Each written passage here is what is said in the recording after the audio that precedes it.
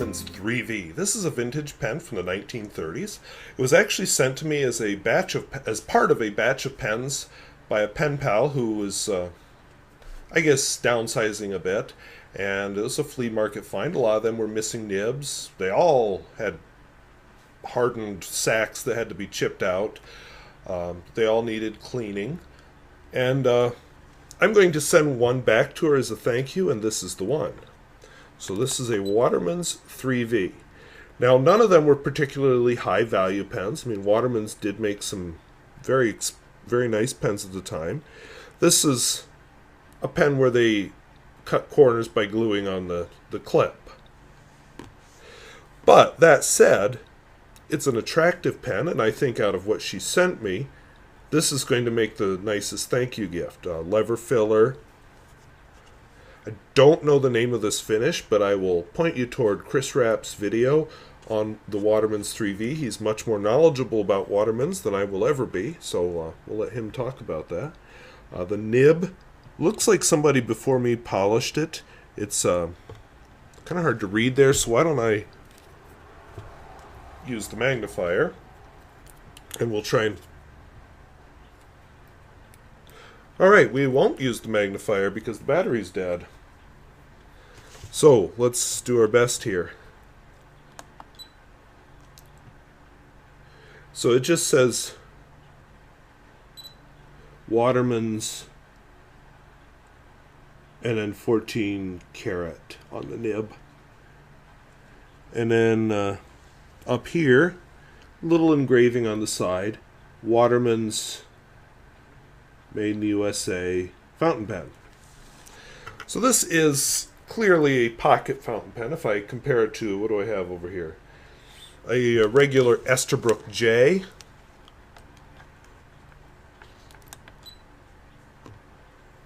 Definitely pocket size. This is Esterbrook's Pastel pocket pen, just for another comparison.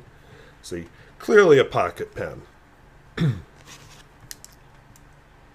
But it's a nice pocket pen. I like it.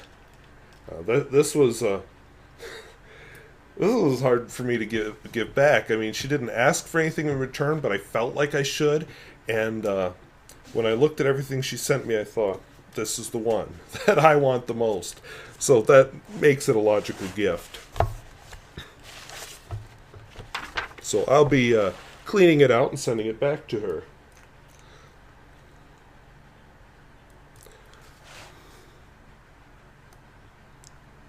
I hardly have to put pen pressure on at all, and it writes beautifully.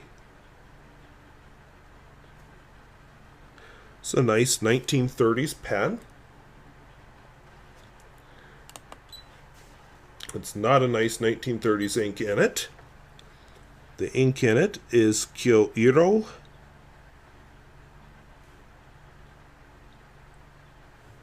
Oh boy. Let me just quick double check the name on that.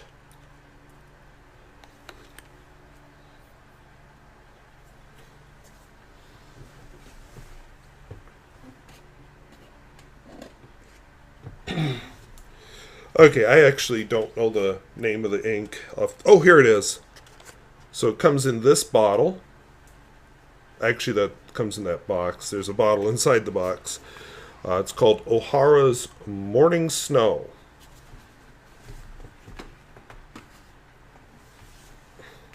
I've kind of gotten into these. They're from Kyoto. They're inspired by the features of Kyoto. I've just gotten into them a lot. I really like these inks.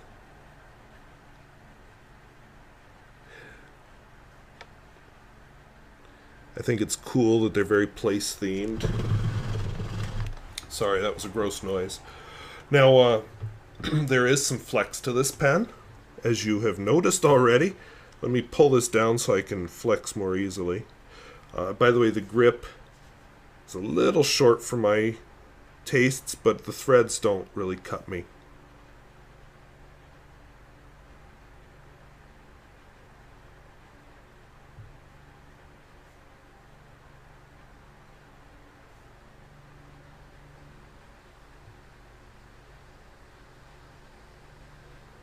So I think that's pretty impressive. I learned of something from Stephen Brown just recently. I think you need more talent than I have to do it. He has something he called the pearl necklace, but I just failed miserably. He was doing it vertically.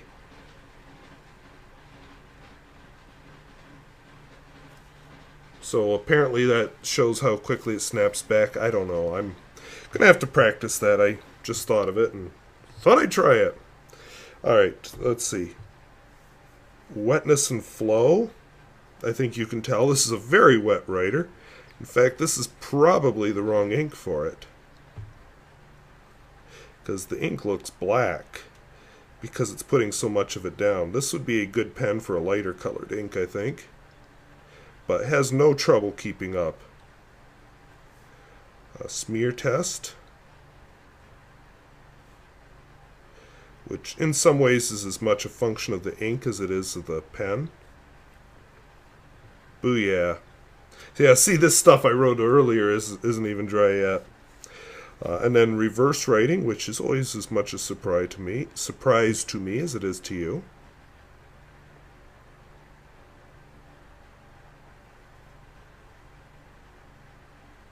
Scratchy, but I'd call that extra fine.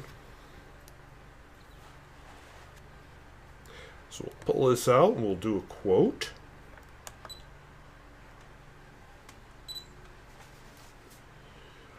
Oh, let's go with, just because this is a nice pen, let's go with a little bit longer quote. Especially since once this fill is done, I'll probably never get to write with it again for the rest of my life, because I'm giving it back as a gift. Why? Alright. Oh, here we go. Neil deGrasse Tyson. He seems to be reappearing in my little notebook of quotes quite a lot lately.